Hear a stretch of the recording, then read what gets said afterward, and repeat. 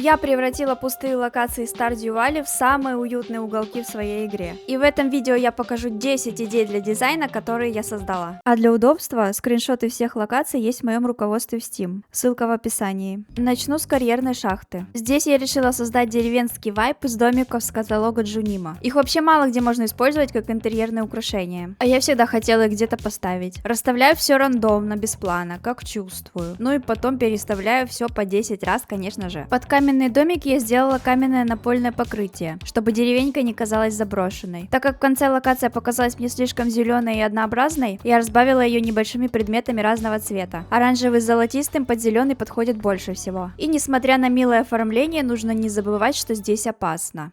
Опасно красиво. Ладно, идем дальше. Грибная пещера с сотрудником корпорации Джоджа. По всей видимости, он здесь скрывается и не хочет, чтобы его обнаружили. Поэтому я решила прикрыть его и замаскировать пещеру под уютную комнату, чтобы никто не догадался, на какую корпорацию он работает.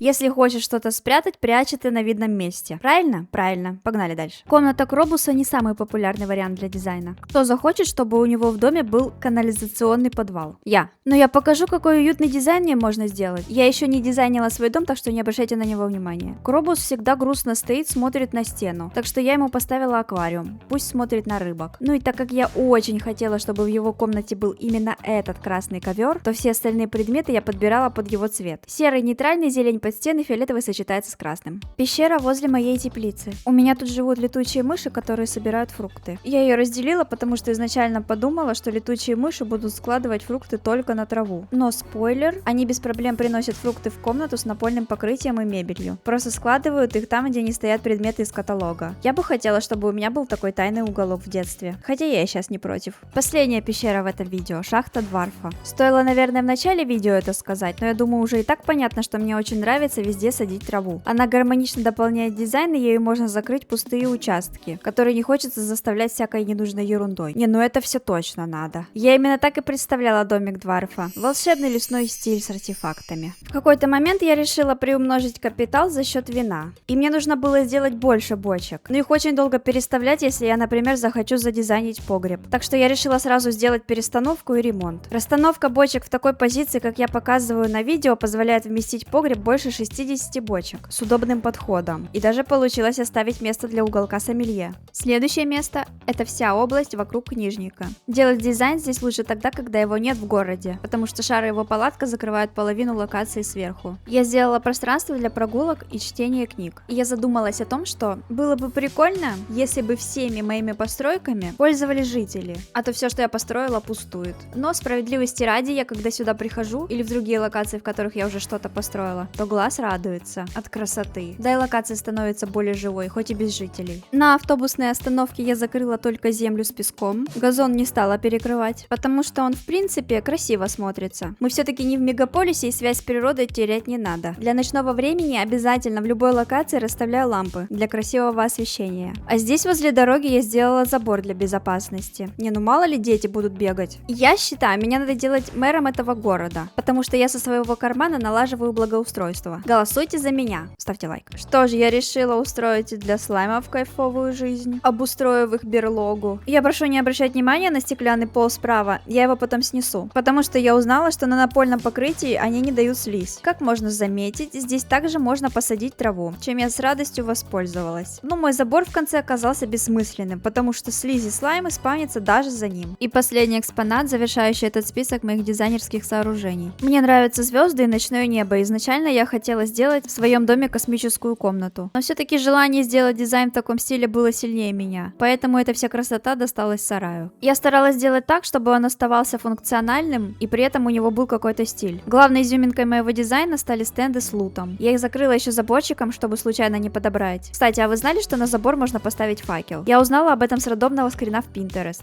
Делюсь. Потом я поставила 2 статуи котов, и они задали 2 главных цветовых тренда комнате. Желтый и фиолетовый. Получилось так, что я ее разделила на 3 зоны. Зона отдыха, переработки и крафта. И стильно, и функционально. На этом все, пока.